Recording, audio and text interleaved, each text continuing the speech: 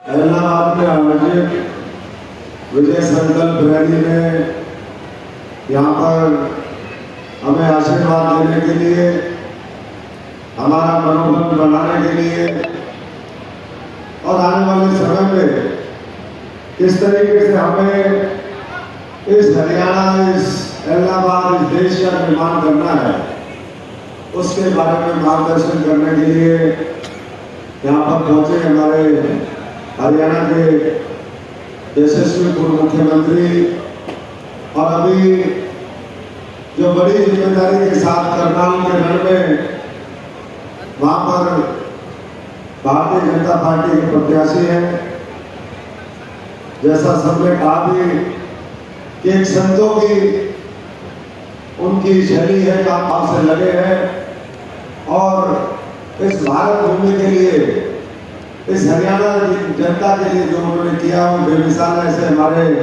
बहुत ही आदरणीय नेता मनोहर लाल जी हमारे मंच पर बैठे, यहाँ पर सांसद बहन सुनीता दुबे जी, भाई गोपाल टांगा जी, हमारे भाई भूपेश मेहता जी, रामचंद्र कम्बोज जी, हमारे वेद फूला जी, भाई गोविंद जी जो यहाँ चुनाव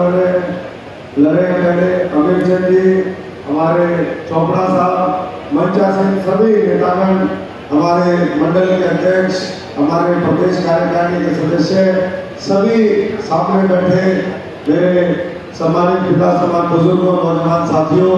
माताएं, बहनें, प्यारे बच्चों, जहाँ तक भी हमारी आवाज जा रही है, सभी माधव सिंघाना के और इस इलाके के हमारे सभी साथी, मीडिया के साथीगण, सभी जो हमारे मोर्चे हैं, मोर्चों के अध्यक्ष, सभी पदाधिकारी, मैं आप सबका आज यहाँ पर पहुँचने पर और खासतौर से जो हमारे भाई आज के इस कार्यक्रम के आयोजक भाई मीनू बेनीवाल जी के लिए एक बार जोरदार तालियों के साथ उनका स्वागत भी करेंगे। निताशा जी जो हमारे जिले के अध्यक्ष है, इस तरीके से सब लोगों ने मिलकर के काम किया और आज विजय संकल्प रैली के लिए हम यहाँ पर पहुंचे हैं। मैं तो सब लोगों का, आप सबका भी,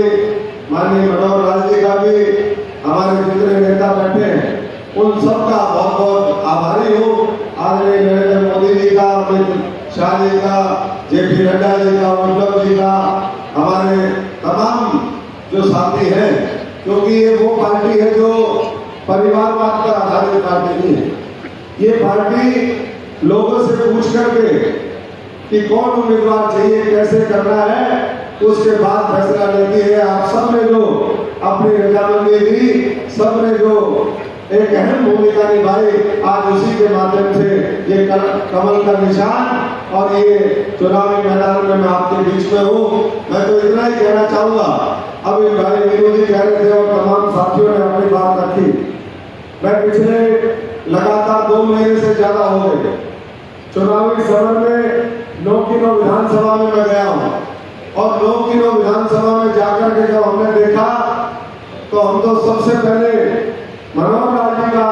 यहाँ पर धन्यवाद करते हैं कि उन्होंने बिना किसी भेदभाव के पूरे सिरसा संसदीय क्षेत्र को चमकाने का काम किया, समान जिस तरीके से विकास किया, आज वो हर गांव में जाकर के देखने को मिलता है। हम इसी संसदीय क्षेत्र के जब इलाहाबाद के गांव में गए, जमाल गांव में, तो हम देख करके हैरान रह गए कि 75 से 80 करोड़ रुपए की लागत से वहां पर विकास कार्य जाते हैं। जब हम वहां पर शाहपुरिया में गए तो माइक्रो इरिगेशन के प्रोजेक्ट चल रहे हैं, 40 करोड़ रुपए की लागत से माइक्रो इरिगेशन का प्रोजेक्ट है। डूगरा में गए, कहीं भी किसी भी गांव में गए, और मैं बधाई देता हूँ आप सबको भी और खासतौर से हमारे पूर्व मुख्यमंत्री जी को कि जो उन्होंने एक संस्कृति इस प्रदेश में लेकर के आए, बिना पर्ची, बिना खर्ची के सरकारी नौकरियां दी, जिसकी अभी चर्चा हुई, वो पूरे देश में बेमिसाल है। वो हरियाणा में आज उसकी हर जगह चर्चा है और वो होश इसलिए संभव पाया क्योंकि हमने पढ़ने लिखने की संस्कृति को जन्म दिया। आज लाइब्रेरियों की चर्चा चल रही थी, कभी देखने को नहीं मिलता था कि ऐसी लाइब्रेरी और उसमें दिन में बच्चे पढ़ते हो। एक तरफ